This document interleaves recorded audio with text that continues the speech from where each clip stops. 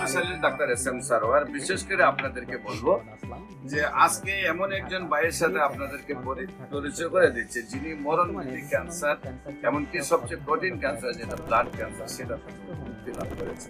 আমরা সেই ভাইয়ের সাথে আপনাদেরকে পরিচয় করে দিচ্ছি। আপনার নাম? আমার নাম মোহাম্মদ হুসাইন। পিতার নাম? মুজিবুর রহমান ব্যাপারী। মোহাম্মদ মুজিবুর রহমান ব্যাপারী। আপনার মায়ের নাম? ফুতেজা বেগম। ফুতেজা বেগম। আপনারা কয় ভাই?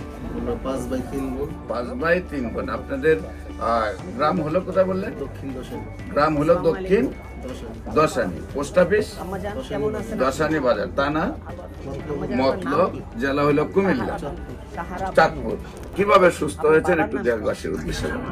আমি 2023 সালের শেষের দিকে তখন সৌদি আরব ছিলাম প্রবাসী। মেকানিক্যাল জব করতাম। অতিরিক্ত গরমের কারণে হঠাৎ করে ডিহাইড্রেশন সমস্যা। পরীক্ষা করার পরে দেখলো যে আমার হোয়াইট ব্লাড সেল মারা গেছে অতিরিক্ত। তখন তারা দেখলো যে আমার শরীরে এটা জীবন স্থিতি আছে। যখনই দেখলাম যে 9 মাস পরে অবনতির দিকে আস্তে আস্তে যাইতেছে, তখন আমি চিকিৎসাটা স্টপ করে মোবাইলের মাধ্যমে যখন ডাক্তার এস.এম. সারোয়ার স্যারের ইয়েটা পাই, প্রতিবেদনটা পাই বা বিভিন্ন রোগীদের স্টেটমেন্ট পাই, তো মোটামুটি অনেকেই ফিডব্যাকটা দিল যে ভালো। তো ওখান থেকে আমার একটা আস্থা বিশ্বাস তৈরি হয়েছে, এরা ছিল মাফ করা মালিক হচ্ছে আল্লাহ তাআলা।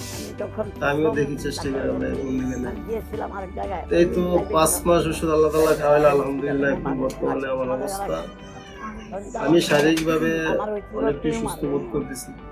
আগে যেটা হয়তো আমি একটু হাঁটা চলা করলে খুব ক্লান্ত হয়ে যেত, সিঁড়ি দিয়ে 1 তলা 2 তলা 3 তলা উঠলে খুব হাঁপায় যেত। এখন আলহামদুলিল্লাহ ওই সমস্যাটা আমার নাই। শারীরিক ওজনও তখন খুব কম ছিল, আমার ওজন ছিল তখন লেস দেন 60, মানে 60 কেজির নিচে। এখন আলহামদুলিল্লাহ ওজন 70 প্লাস। আগে সমস্যা হইতো আপনার রাত্রে ঘুম হতো না, খাওয়া দাওয়া রুচি ছিল, মেজাজ খিটখিটে থাকতো। এখন ওই সমস্যাগুলো অনেকটাই ভালো দিকে।